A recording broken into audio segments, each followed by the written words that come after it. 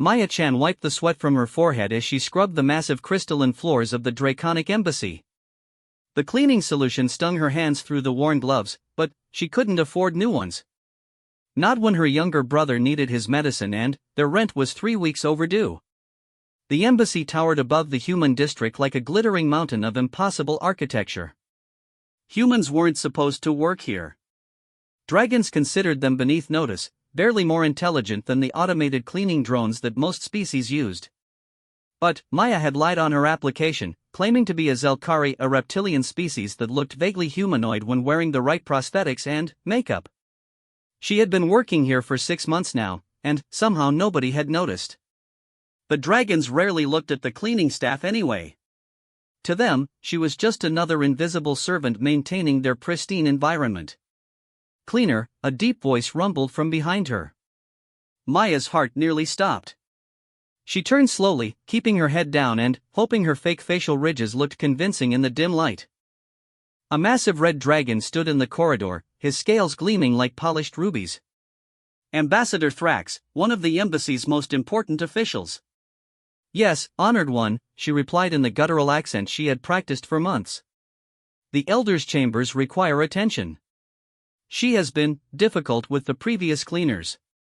His golden eyes narrowed. "You will go now." Maya bowed low, hiding her trembling hands.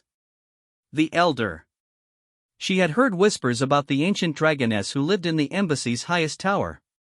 Some said she was over 3,000 years old. Others claimed she had gone mad with age and grief. Nobody who worked on her floor lasted more than a few days before requesting transfers or simply disappearing. "It would be my honor," Maya managed to say. The elevator ride to the top floor felt like a journey to another world. The walls shifted from the embassy's usual crystalline structure to something older, darker. Ancient stone blocks fitted together without mortar, covered in symbols that seemed to writhe in her peripheral vision. The air grew thick and heavy, pressing against her chest like invisible hands.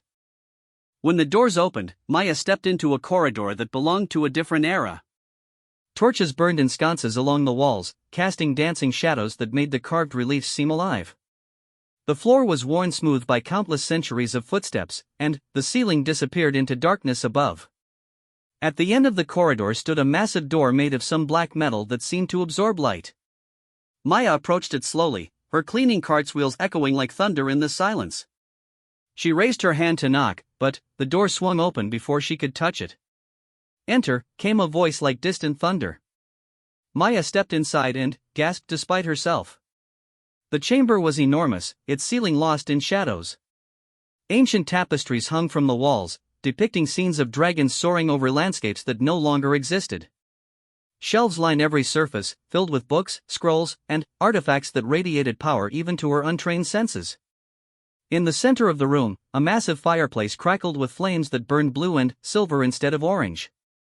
And there, lying on a bed of silk cushions larger than Maya's entire apartment, was the elder. She was the most magnificent and terrible thing Maya had ever seen.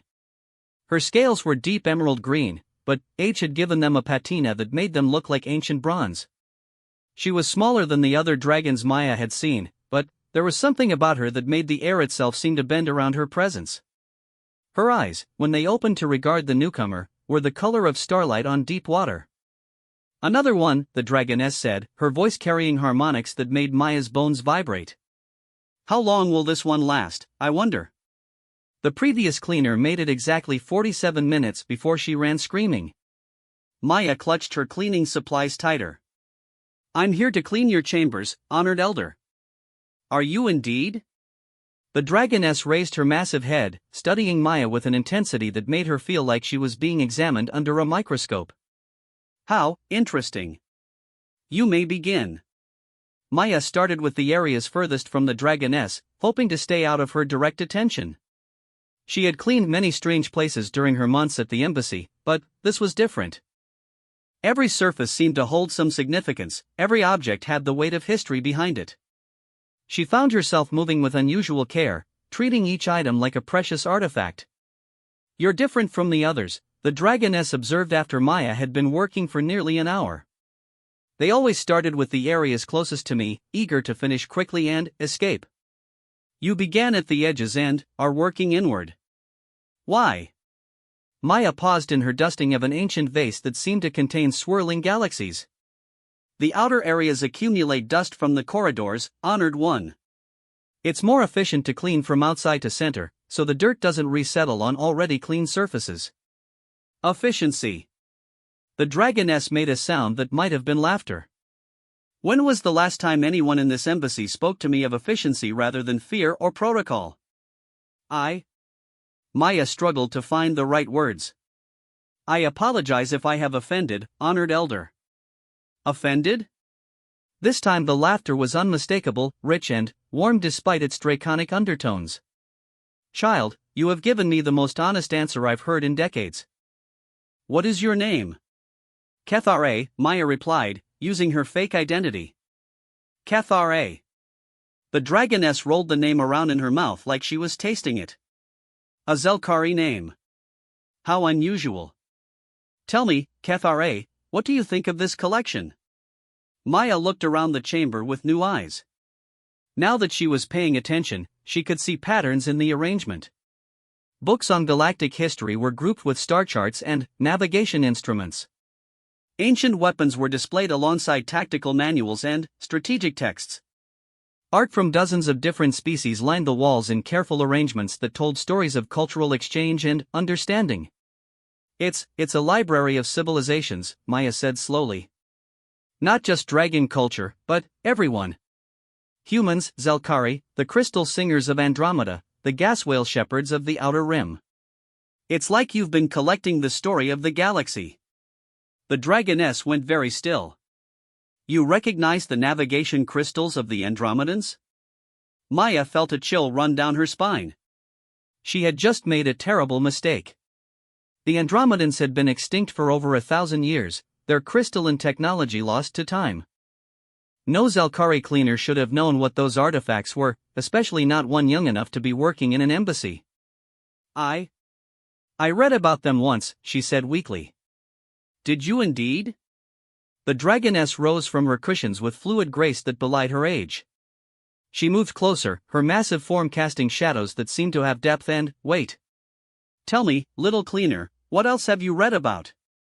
Maya's mind raced. She could continue the lie, but something about the Dragoness's tone told her that would be a fatal mistake. There was intelligence in those ancient eyes, intelligence that had been watching and cataloging inconsistencies for much longer than Maya had been alive. I've read about the great library of Xerxes Prime, Maya said quietly, abandoning pretense. About how it contained the collected knowledge of 17 civilizations before the hegemony wars destroyed it.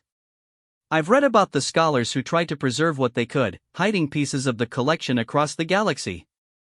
And, what? The Dragoness asked, her voice dropping to barely above a whisper, does a Zelkari cleaner know about human literature?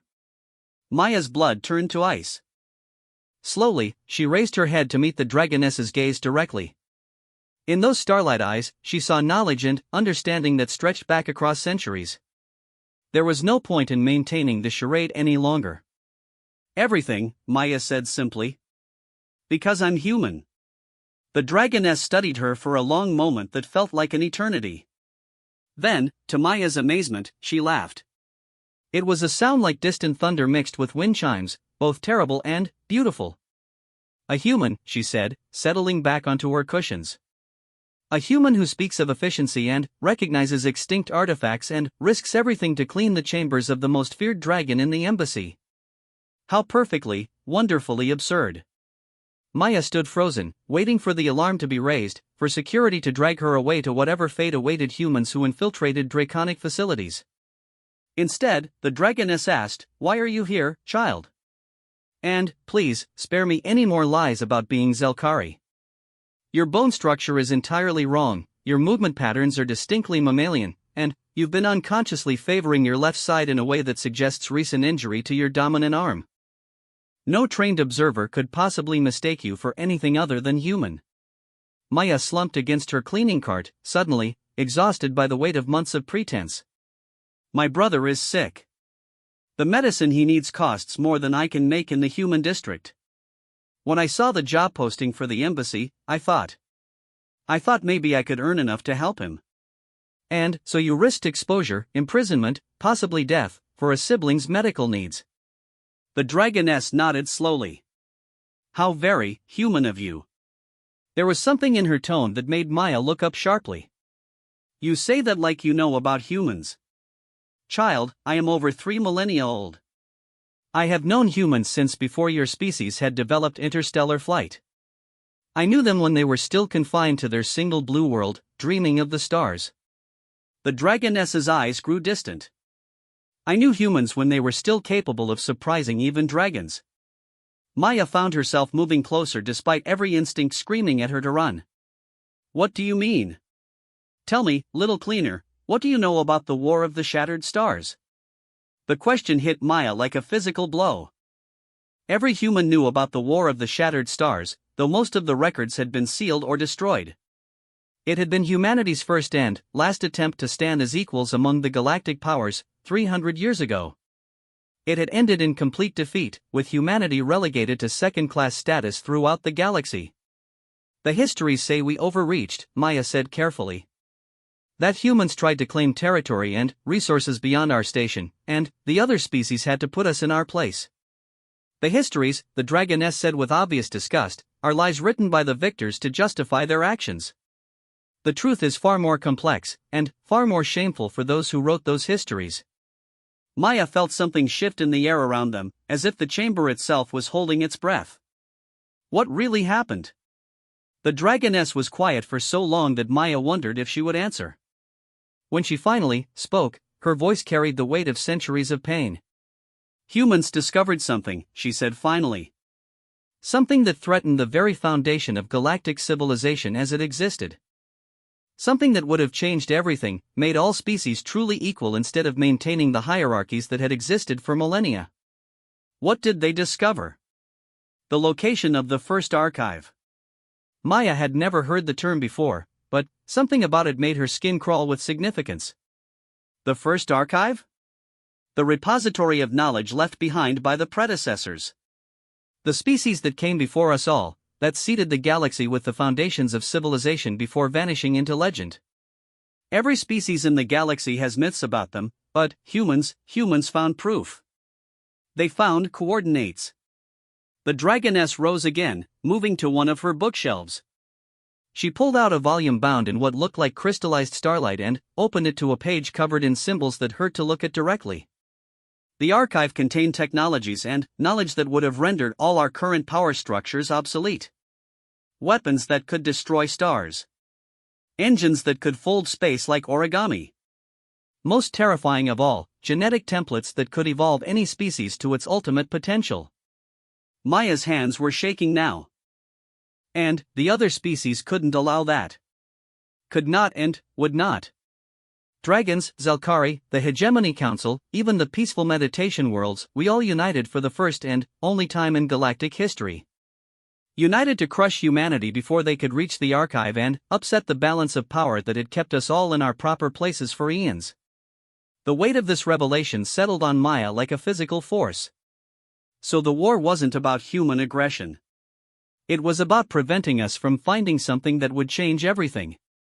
Precisely. And we succeeded, after a fashion.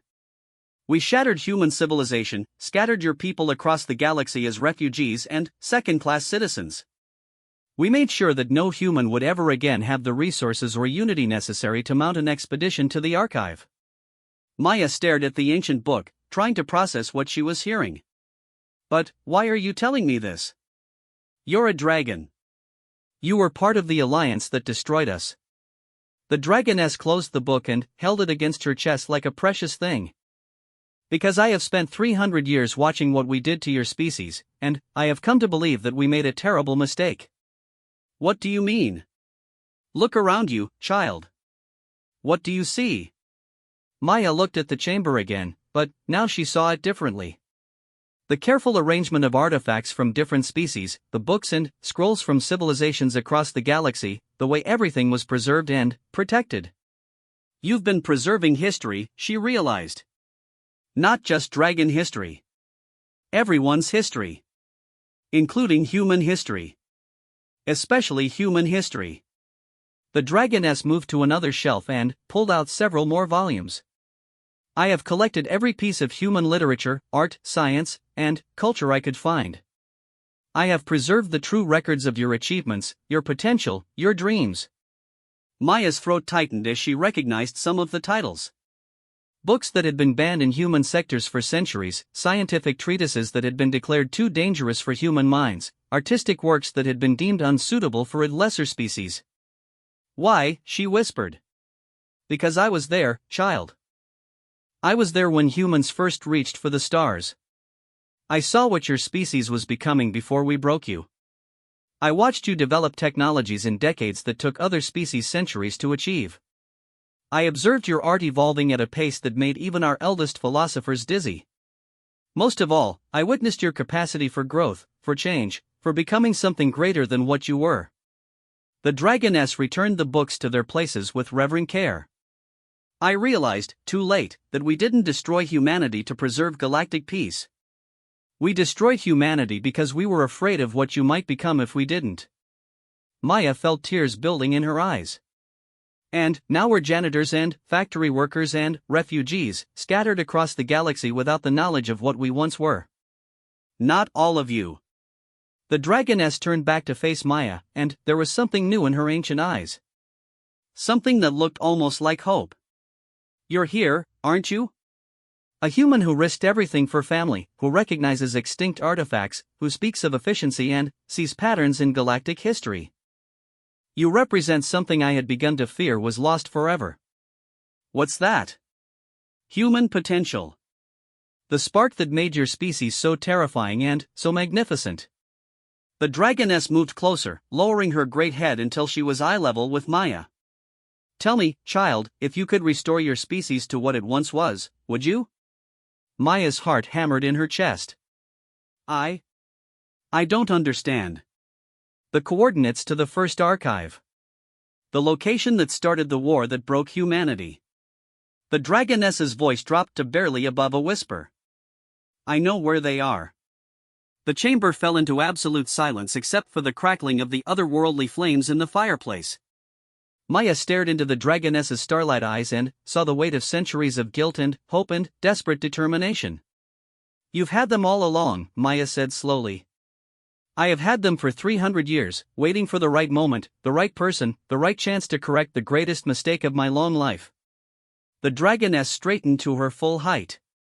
I believe that moment may have arrived. Maya's mind reeled with the implications. The coordinates to the first archive, hidden away by the very species that had helped destroy humanity to prevent them from finding it. The knowledge that could restore her people to their rightful place among the stars. But, I'm just a cleaner, she said weakly. I'm nobody. I can barely afford medicine for my brother. You are human, the Dragoness replied. And if there is one thing I have learned in 3 millennia of life, it is never to underestimate what humans can accomplish when they have something to fight for. Maya looked around the chamber one more time, seeing it now for what it truly was. Not just a collection of artifacts, but a shrine to the potential of galactic civilization. A memorial to what had been lost when fear triumphed over hope. And, perhaps, if she was brave enough to accept what was being offered, it could become the foundation for something new. What would I have to do, she asked. The Dragoness smiled, and, for the first time in 300 years, it was not a sad smile. First, she said, we would need to make you disappear. 3 days later, Maya-chan was officially dead. The explosion in the lower levels of the embassy had been tragic but not uncommon. Cleaning chemicals could be volatile when mixed improperly, and the Zelkari worker known as Kethare had apparently been careless. Her body had been vaporized in the blast, leaving only traces of genetic material that confirmed her species and little else. The funeral was small, attended only by the embassy's maintenance staff and a single mourner who had requested permission to pay respects. An elderly Dragoness from the upper floors, some said, who had taken an interest in the workers' dedication to her duties. What no one knew was that Maya was very much alive, standing in a hidden chamber deep beneath the Dragoness's quarters, staring at technologies that shouldn't have existed. The concealment field will fool any scanner short of a military-grade deep probe, the Dragoness explained, adjusting a device that looked like crystallized starlight wrapped in impossible geometries. And the genetic traces left behind will satisfy any investigation into your disappearance. Maya ran her fingers along the chamber's walls, which seemed to shift between different materials depending on the angle of view. How long have you been planning this? 300 years, the Dragoness replied without hesitation. Though I confess, I had expected my co-conspirator to be a renowned human scientist or perhaps a military leader who had somehow hidden their true abilities. I never imagined it would be a cleaning woman who learned extinct history from library databases. About that, Maya said, settling into a chair that adjusted itself to her human physiology with disconcerting precision. You never asked how I know so much about galactic history. Doesn't that seem like something you should be curious about? The Dragoness paused in her preparations and turned those ancient eyes on Maya. I assumed you were self-educated. Humans have always shown remarkable ability to absorb knowledge from limited sources. I was self-educated, Maya confirmed. But not from normal sources. Did you know that the Central Library's database has a filing error that's existed for over 200 years? A filing error? Maya smiled for the first time since her supposed death. Human historical documents got miscategorized as agricultural records from minor worlds in the archive system. Nobody ever bothered to check them because who cares about farming techniques from backwater planets? But, if you dig deep enough into those agricultural records, you find poetry, scientific treatises, military histories, first-hand accounts of the War of the Shattered Stars written by humans who were actually there. The Dragoness sat back on her haunches, looking genuinely surprised. You discovered this filing error by accident? I was researching crop rotation techniques for a botany paper when I was 15. I needed the credits to graduate early and get a work permit. Maya's expression grew distant. I found a document that was supposed to be about soil composition, but it was actually a memoir written by a human ship captain describing the date her crew discovered evidence of predecessor technology. And you continued reading. I couldn't stop. It was like finding pieces of a puzzle that no one remembered existed. Every night after work, I would go to the library and dig deeper into those misfiled records. I learned about what we used to be, what we were capable of, what they took from us. Maya's hands clenched into fists. I learned about the lies. The Dragoness was quiet for a long moment, studying Maya with new interest. You've known the truth about the war for years. I've known part of it. What you told me about the first archive, that was new. But I knew the official histories were fabrications designed to make humans accept their place as a servant species. Maya met the Dragoness's gaze steadily. The question is, what do we do about it? We? The Dragoness tilted her massive head. Child, I am offering you the location of the most powerful repository of knowledge in the galaxy. You could take those coordinates, disappear into the outer systems, and live like a queen among your people. Why do you assume I have any further role to play? Maya laughed, a sound that held more steel than humor. Because you've been preparing for 300 years, and someone doesn't do that just to hand over information and walk away. You have a plan. You've always had a plan. You are perceptive. I'm human. We're good at seeing patterns, remember? Maya leaned forward in her chair. So what's the real plan? The Dragoness moved to a section of the hidden chamber that Maya hadn't noticed before. With a gesture, the wall became transparent, revealing a view that made her gasp. They weren't just beneath the embassy, they were beneath the planet's surface, looking out at a vast underground facility that stretched beyond the horizon. The real plan, the Dragoness said, is to give humanity back everything that was taken from them. Not just knowledge, but infrastructure. Not just history, but a future. Maya pressed her hands against the transparent wall, staring at the impossible vista beyond. Massive construction bays housed ships that looked like nothing she had ever seen. Manufacturing facilities stretched into the distance, their production lines dark but clearly ready for activation. Gardens and living spaces designed for multiple species created a city that could house millions. This is why you've really been here, Maya breathed. You weren't just collecting artifacts. You were building. Building and waiting. The Dragoness joined her at the viewing wall. Every piece of technology one could acquire, every advancement I could steal or trade for, every resource I could divert, all of it has gone into this facility. The embassy above is merely a facade, a way to explain my presence on this world while the real work happens below. Maya's mind raced as she took in the scope of what she was seeing. The other species don't know about this. They suspect nothing. As far as they are concerned, I am an eccentric old dragon collecting historical curiosities and gradually going mad with age. The Dragoness's laugh held a distinctly satisfied rumble. They have allowed me to hide in plain sight for centuries. But why? Maya turned to face her properly. You're a dragon. You were part of the alliance that defeated humanity. Why would you risk everything to restore us? The Dragoness was silent for so long that Maya wondered if she would answer. When she finally spoke, her voice carried a weight of pain that made the air itself seem heavy. Because I was there the day we broke you, she said quietly. I was part of the fleet that blockaded Sol System. I watched human ships throw themselves against our forces in desperate attempts to protect their homeworld. I saw courage that defied all logic, innovation that turned desperation into deadly effectiveness, and sacrifice that humbled even the oldest among us. She moved away from the viewing wall, her massive form suddenly seeming smaller. There was a human ship, a converted mining vessel called the Prometheus. Its crew had no business fighting military vessels, but they had modified their ship with technologies we didn't even recognize. They held off 3 of our dreadnoughts for 6 hours before we finally destroyed them. What did they do that was so impressive? They turned their mining lasers into weapons that could cut through our shields. They used their cargo holds as mass drivers, launching asteroids at us at significant fractions of light speed. Most remarkably, they seemed to adapt to our tactics in real time, as if they were learning our weaknesses and exploiting them faster than our computers could calculate countermeasures.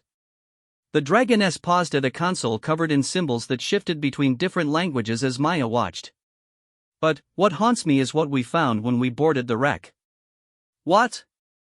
The crew was still alive. Barely, but alive. And do you know what they were doing in their final moments? The Dragoness's voice dropped to barely above a whisper. They were transmitting everything they had learned about our tactics and technologies to other human ships. Even dying, even defeated, they were still trying to help their species survive. Maya felt tears building in her eyes. That's very human of them. Yes, it is. And, in that moment, watching those brave souls die to give their people a chance at survival, I realized what we had truly done. We hadn't just defeated a military threat, we had destroyed something beautiful and unique and irreplaceable. The Dragoness turned back to face Maya. I swore an oath on the graves of the Prometheus crew that someday, somehow, I would find a way to undo the evil we had committed. Maya wiped her eyes with the back of her hand. 300 years is a long time to carry guilt. It is. But it has also been 300 years to plan, to prepare, to gather resources and knowledge. The Dragoness gestured at the vast facility beyond the viewing wall. Everything you see here represents a chance for humanity to reclaim its place among the stars, not as servants or refugees, but as the magnificent species you were always meant to be. And you need me to what, exactly? Lead some kind of revolution? Nothing so dramatic. I need you to go to the first archive, retrieve the knowledge hidden there, and bring it back here. With that information, we can activate the technologies I have been gathering for centuries and give humanity the tools it needs to rebuild. Maya stared out at the underground city again, trying to process the magnitude of what was being offered. And the other species will just let this happen? They won't know it's happening until it's too late to stop it. The archive is located in a system that has been declared off-limits to all galactic powers for the last 3,000 years. The navigation hazards alone are enough to deter most explorers, and the few who have attempted to reach it have never returned. That doesn't sound encouraging. The dangers are real, but they can be overcome with the right preparation and the right ship. The Dragoness moved to another console, and a holographic display materialized showing star charts that made Maya's head spin. I have been studying the approaches to the archive system for centuries. I know how to get there safely. Maya studied the navigation data, noting the gravitational anomalies and space-time distortions that surrounded the archive's location like a fortress. This is going to require a very special kind of ship.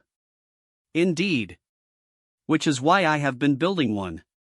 The Dragoness touched another control, and the transparent wall showed a different view of the underground facility. In the largest construction bay, surrounded by scaffolding and automated assembly systems, sat a vessel that took Maya's breath away. It was clearly of human design, but enhanced with technologies from across the galaxy.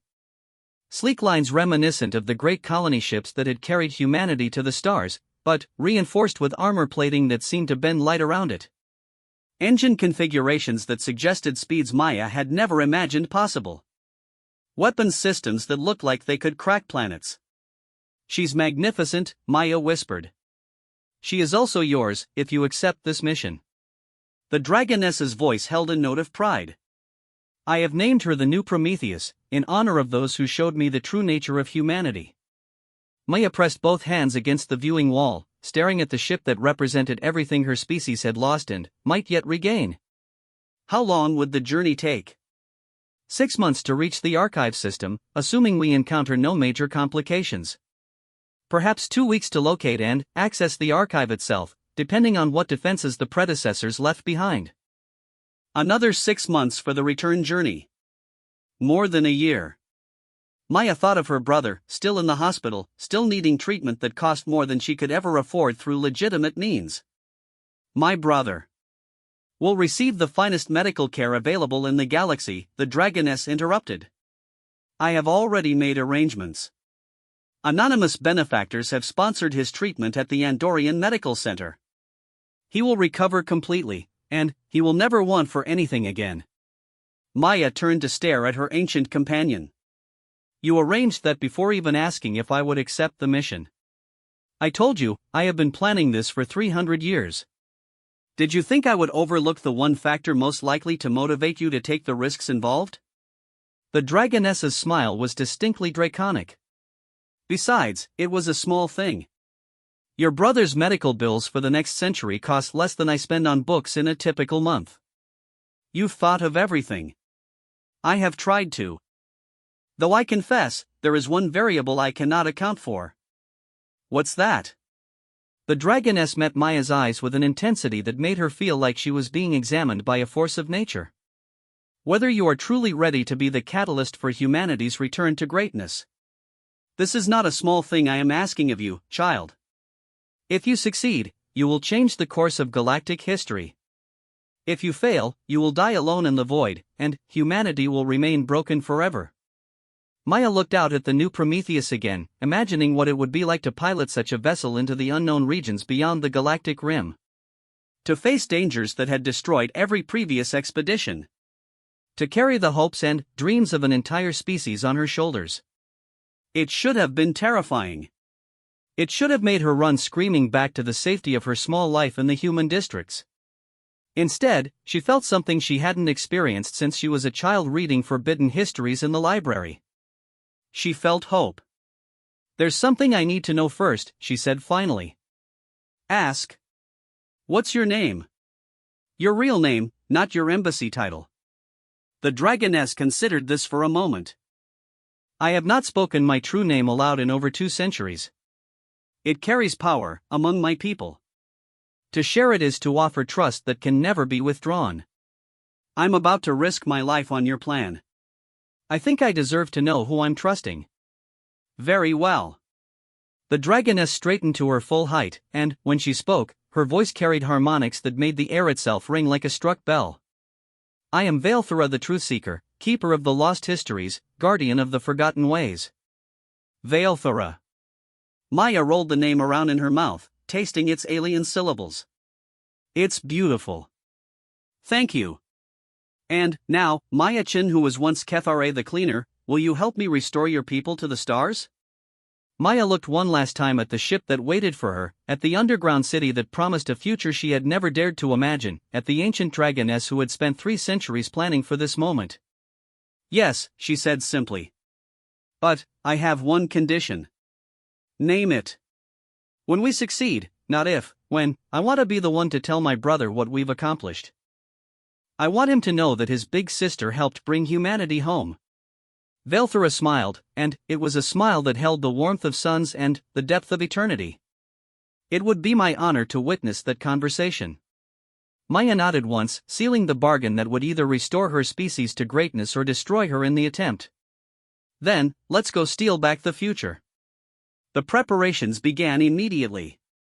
Maya spent the next weeks learning to pilot the new Prometheus, studying the navigation charts to the archive system, and absorbing crash courses in predecessor archaeology and xenolinguistics. Every day brought new revelations about the scope of what they were attempting. The ship itself was a marvel of hybrid technology. Human engineering provided the basic framework and systems integration, but Velthora had enhanced it with improvements from dozens of different species. Zelkari phase shift drives for faster-than-light travel. Andromedan navigation computers that could calculate jumps through unstable spacetime. Draconic shield generators that could deflect the gravitational storms surrounding the archive system. The most difficult challenge, Velthora explained during one of their planning sessions, will be gaining access to the archive itself. The predecessors were not trusting souls, and they designed their repositories to be accessible only to those who could prove themselves worthy. Maya studied the holographic reconstructions of similar predecessor sites that had been discovered over the millennia. Each one was a puzzle that required not just technological sophistication to solve, but evidence of cultural and intellectual advancement. They were testing for something specific, she realized. Not just intelligence, but wisdom. They wanted to make sure their knowledge would only be inherited by species that had evolved beyond certain primitive behaviors. Exactly. And therein lies our advantage. Velthora manipulated the hologram to show the specific challenges that had been documented at other sites. The tests were designed for species that had achieved interstellar civilization through their own efforts. They assume a certain level of social and technological development that most galactic powers achieved gradually, over millennia. But humanity was different. Humanity was unique. Your species achieved in centuries what takes most others millennia to accomplish. More importantly, you did it through cooperation and innovation rather than conquest and subjugation. The predecessor tests should recognize that distinction. Maya hoped the ancient Dragoness was right. Everything depended on her ability to convince a repository of alien knowledge that humanity deserved access to technologies that could reshape the galaxy. As the weeks passed and the new Prometheus neared completion, Maya found herself thinking often about the weight of what she was attempting. If she succeeded, she would return to a galaxy where humanity was no longer relegated to menial labor and refugee camps. Her people could reclaim their heritage as explorers and innovators, builders of impossible dreams made manifest. If she failed, she would die alone in the void, and humanity would never know how close they had come to redemption. But, as she stood in the observation deck of the underground facility, watching technicians make the final preparations to her ship, Maya felt no fear. Only determination, and a growing excitement that she was finally going to do something that mattered. Tomorrow, she would launch into the unknown. Tomorrow, she would begin the journey that would either restore humanity's place among the stars or destroy her in the attempt. Tonight, she would say goodbye to the only friend she had ever made who truly understood what it meant to reach for greatness despite impossible odds. "Are you ready?" Velthora asked, joining her at the observation window. "No," Maya replied honestly. "But I'm going anyway." "That," said the ancient Dragoness, "is the most human thing you could possibly say." The edge of the galaxy was a place where light went to die. Maya had been traveling for 5.5 months, and the familiar constellations of civilized space had long since faded to distant points of light. Here, in the vast emptiness between spiral arms, the new Prometheus sailed through regions that had never known the touch of sentient life. The journey had not been without its challenges. 3 times she had encountered gravitational anomalies that defied known physics, requiring her to recalibrate the navigation systems with techniques Velthora had taught her. Twice she had passed through zones where space itself seemed to ripple and bend, forcing her to rely on instruments that measured reality in ways her human mind could barely comprehend. But the most difficult part had been the solitude. 6 months alone with only the ship's AI for company would have driven most beings to madness.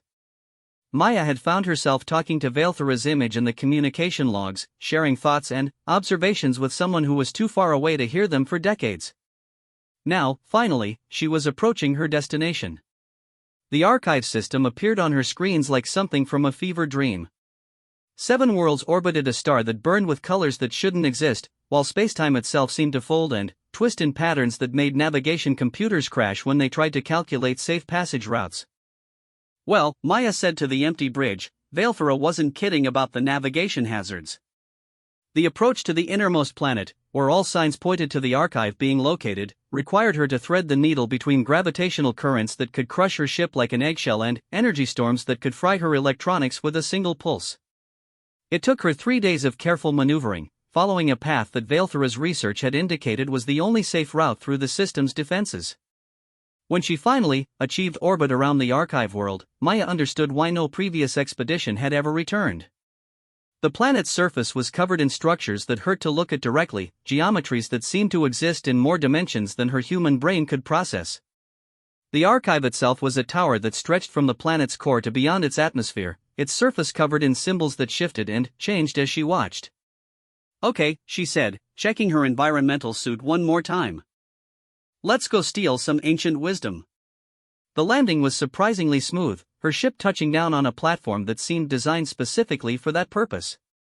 As soon as the new Prometheus settled into place, the platform began to move, carrying the ship into a vast hangar bay carved from what looked like crystallized time.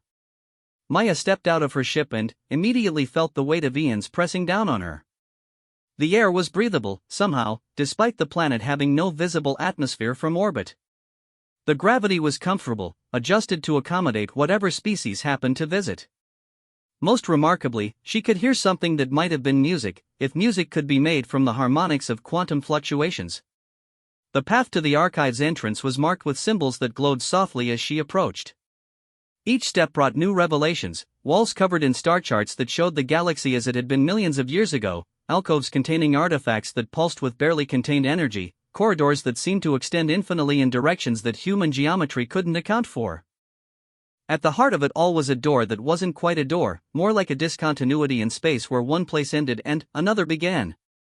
As Maya approached, symbols appeared in the air around her, shifting between languages and forms of communication she had never seen.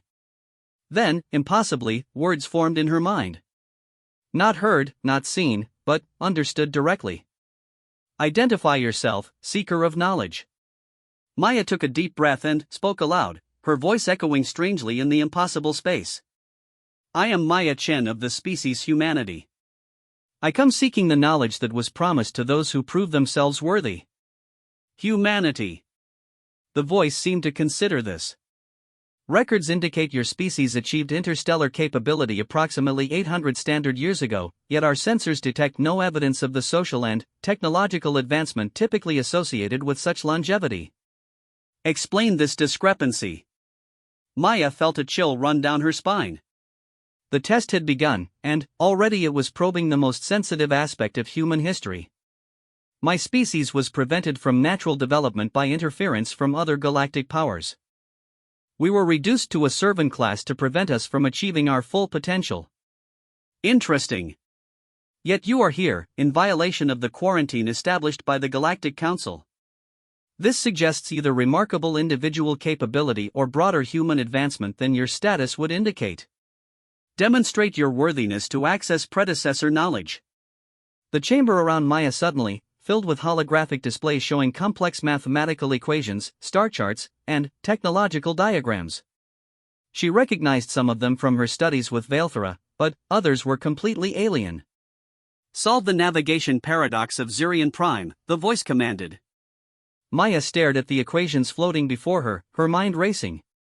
The navigation paradox was a famous problem in theoretical physics: how to calculate safe jump routes through a system where spacetime was so distorted that normal mathematics broke down. Several civilizations had tried to solve it over the millennia, and all had failed. But Maya had an advantage they didn't. She was human, and humans had always excelled at finding unconventional solutions to impossible problems. Instead of trying to solve the equations as presented, she approached them from an entirely different angle. What if the paradox existed because everyone was trying to navigate through the distortions instead of working with them? Her fingers moved through the holographic interface, manipulating the equations not to eliminate the spacetime distortions, but to use them as a propulsion method. Instead of fighting the gravitational currents, a ship could ride them like a surfer riding a wave. The equations resolved into an elegant solution that made the chamber fill with harmonious tones. Acceptable. Your species demonstrates the innovative thinking characteristic of those worthy to inherit predecessor knowledge. Second test, resolve the cultural integration crisis of the harmony worlds. This time the display showed social and political scenarios from across galactic history. Maya recognized the pattern immediately. It was the same challenge that had led to the War of the Shattered Stars. How do you integrate multiple species with vastly different capabilities and worldviews without one dominating the others? Again, Maya approached the problem from an unexpected direction. Instead of trying to create systems that treated all species identically, she designed frameworks that celebrated and utilized their differences. Draconic longevity paired with human innovation. Zelkari patience combined with Andromedan creativity. Each species contributing their unique strengths while learning from others. The solution she presented wasn't just theoretical, it was a blueprint for a truly egalitarian galactic civilization where diversity was strength rather than a source of conflict. Most impressive. Your species appears to possess the social evolution necessary for responsible use of predecessor technologies. Final test, demonstrate your understanding of the prime responsibility. Maya frowned. The prime responsibility wasn't something she had encountered in any of her studies. I'm not familiar with that term. The prime responsibility is the obligation that comes with power. All species that achieve access to predecessor knowledge must prove they understand that capability carries the duty to uplift others, not dominate them. Show us your species' commitment to this principle. Maya thought about this for a long moment. How could she demonstrate something that humanity had never had the chance to prove? Then, she realized the answer was simpler than she had thought. I can't demonstrate my species' commitment to the prime responsibility through historical examples, she said finally, because we've never been given the opportunity to exercise it. But, I can tell you why I'm here. She gestured at the impossible architecture surrounding them. I'm not here for glory, or power, or conquest. I'm here because someone else, a member of the species that helped destroy my people's future, spent 300 years feeling guilty about what they had done and decided to try to make it right. I'm here because she believed that humans deserved a second chance, and I believe she was right. Maya paused, gathering her thoughts. If you give me access to this knowledge, I won't use it to make humanity dominant over other species. I'll use it to make all species equal. Dragons, Zelkari, humans, everyone, we all deserve the chance to reach our full potential. The prime responsibility isn't about being superior to others. It's about making sure no one gets left behind. The chamber fell silent for what felt like an eternity. Then, the voice spoke again, and Maya could swear she heard approval in its alien tones. You understand. Knowledge granted. Welcome, Maya Chen of humanity, to the inheritance of the predecessors. The walls around her began to glow with soft light, and Maya felt information beginning to flow into her mind. Not forced, not painful, but like a gentle rain of understanding. Technologies beyond imagination, scientific principles that could rewrite the laws of physics, medical knowledge that could extend life indefinitely and eliminate suffering entirely. But, most importantly, she received something that no one had expected to find in the archive, a message from the predecessors themselves. To those who seek this knowledge, the message began, we offer not just our discoveries, but our story. We were once like you, a young species reaching for greatness among the stars. We achieved everything we dreamed of and more. We built impossible cities, created technologies that could reshape matter at the quantum level, extended our lives beyond the heat death of the universe itself. The message continued, and Maya felt her understanding of galactic history shifting fundamentally. But we also made mistakes. We became so focused on our own advancement that we forgot the responsibility that comes with power. We watched other species struggle and suffer while we pursued ever greater achievements. We became gods who forgot to care for our worshippers. Maya gasped as the true purpose of the archive became clear. In the end, we realized that our greatest achievement was not our technology, but our capacity for growth.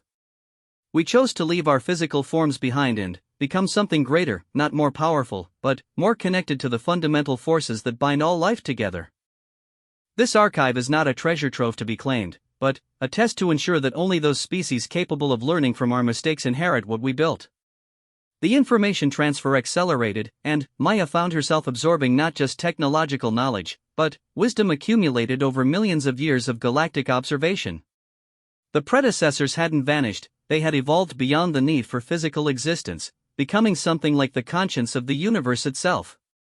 And they had been watching humanity's development with particular interest. Your species shows great promise, the message concluded. You have the innovation to solve impossible problems, the resilience to survive when other species would break, and, most importantly, the empathy to care about those different from yourselves. Use what we give you wisely, and perhaps you will succeed where we failed. The transfer completed, leaving Maya standing in the center of the archive with her mind reeling from the magnitude of what she had received. The knowledge of how to build ships that could cross galactic distances in hours instead of months.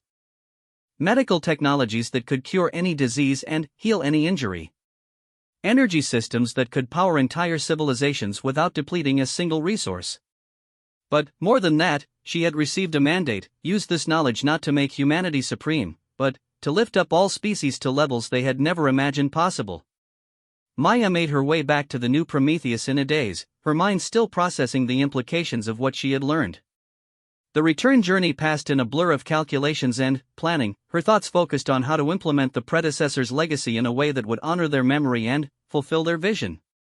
When she finally arrived back at Valthera's hidden facility, she found the ancient Dragoness waiting for her with an expression of barely contained anticipation. "Did you succeed?" Valthera asked before Maya had even finished disembarking. Maya smiled, and it was a smile that held the warmth of stars and the promise of infinite possibility. "Better than that. I found out what we're really supposed to do with this knowledge." Over the following days, Maya shared everything she had learned with Valthera. The Dragoness listened with growing amazement as Maya described not just the technological marvels stored in the archive, but the deeper purpose behind them. "They want us to succeed where they failed," Maya explained during one of their planning sessions. "They want us to create a galaxy where every species can reach its full potential, not just the dominant ones." Valthera nodded slowly. "And how do you propose we do that without triggering another war? The moment the other powers realize what we have access to, they will unite against us just as they did 300 years ago." Maya's smile turned distinctly mischievous. "Who says they have to realize what we have?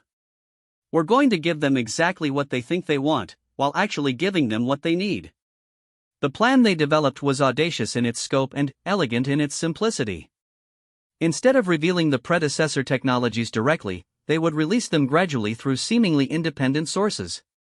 A breakthrough in medical research here, a new energy technology there, always attributed to the natural advancement of galactic science.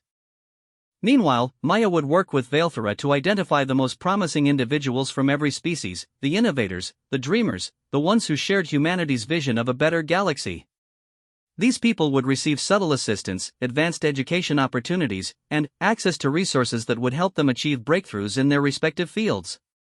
Within a generation, the entire galaxy would be more advanced, more prosperous, and more equal than ever before. And, by the time anyone realized what had happened, it would be too late to stop it. "It's going to take decades," Valthera warned during one of their final planning sessions. "Good things usually do," Maya replied. "But we have time, and we have the knowledge to make it work. More importantly, we have each other." The first phase of their plan began immediately. Maya emerged from her supposed death with a new identity, a human researcher who had made a breakthrough discovery about ancient technologies while studying in the Outer Rim. Her discovery was just significant enough to attract attention from major research institutions, but not so revolutionary as to trigger suspicion. Within months, she was established as a respected xenoarchaeologist with access to funding and resources that allowed her to make additional discoveries. Each revelation built on the last, creating a pattern of advancement that seemed natural but was actually carefully orchestrated. Meanwhile, Valthera used her position in the embassy to identify and support promising individuals from other species. A young Zelkari engineer received an anonymous scholarship to study at the galaxy's most prestigious technology institute. A draconic philosopher found her controversial theories about interspecies cooperation suddenly gaining influential supporters. An Andromedan artist discovered that her work exploring themes of universal harmony was being exhibited in galleries across known space. Years passed, and the plan began to bear fruit in ways that exceeded even Maya's optimistic projections. The galaxy was changing, slowly but inexorably, becoming more collaborative and less hierarchical. Old prejudices were breaking down as species began to see the benefits of true cooperation rather than mere coexistence. And, through it all, humanity's status was quietly improving.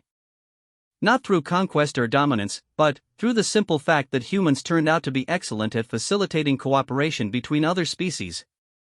The same traits that had made them dangerous to the established order, innovation, adaptability, empathy, now made them valuable as mediators and coordinators in an increasingly interconnected galaxy. Maya's brother recovered completely, just as Valthera had promised. He went on to become a doctor himself, specializing in xenobiology and developing treatments that worked across species lines. He never knew the true reason for his sister's success, believing that she had simply worked hard and been lucky with her research. It was better that way. The truth was too big, too dangerous to share with anyone who didn't absolutely need to know it. On a quiet evening 20 years after her return from the archive, Maya stood in Valthera's observatory, looking out at a galaxy that was subtly but fundamentally different from the one she had grown up in. Human colonies thrived alongside draconic cities and Zelkari research stations. Trade flowed freely between species that had once viewed each other with suspicion. Children of different species played together in integrated schools, learning from each other and building friendships that would shape the next generation of galactic civilization. "Do you think they would be proud of us?" Maya asked, gesturing at the stars that held the archive of the predecessors. Valthera considered the question seriously. "I think they would be amazed. We achieved in 20 years what they thought might take centuries, if it was possible at all." "We had good teachers," Maya replied, smiling at her ancient friend. "And we had something they didn't." "What's that?" "Each other. Humanity and dragonkind, working together to build something better than either of us could have created alone." Maya paused, watching a ship pass overhead carrying passengers from half a dozen different species. "That's the real lesson, isn't it? The predecessors failed because they tried to do everything themselves. We're succeeding because we remembered that the greatest achievements require the greatest cooperation." Valthera nodded, her ancient eyes bright with satisfaction. "Indeed. And we are not finished yet. There are still species on the outer rim who have never known anything but isolation and struggle. There are still worlds where prejudice and fear hold back progress. There is still work to do." "Good," Maya said, her voice holding the same steel that had carried her through the dangers of the archive system decades ago. "I was starting to get bored with success." They stood together in comfortable silence, human and dragon united in their shared vision of what the galaxy could become. Behind them, hidden servers processed the latest batch of discoveries that would be released to research institutions across known space. Ships prepared to depart for distant worlds, carrying knowledge and resources to species that had never imagined such possibilities. And, far overhead, beyond the atmosphere and the reach of any telescope, the stars themselves seemed to burn a little brighter, as if the universe itself approved of what they had accomplished. Maya Chen had once been a struggling human cleaner, caring for an old dragoness and scraping together credits to pay for her brother's medicine. Now she was the secret architect of a galactic renaissance, working with her unlikely partner to fulfill a destiny that neither of their species could have achieved alone. It wasn't the life she had planned. It was infinitely better. In the distance, a communication alert chimed softly. Another breakthrough had been discovered. Another world was ready to join the growing community of species that saw cooperation as strength rather than weakness. Another step toward the vision that the predecessors had dreamed of but never achieved. Maya smiled and moved to respond to the alert. There was work to do, and she had learned long ago that the most important work was never finished. It was simply passed on to those who came after, along with the tools and wisdom to carry it forward. That, perhaps, was the most human thing of all.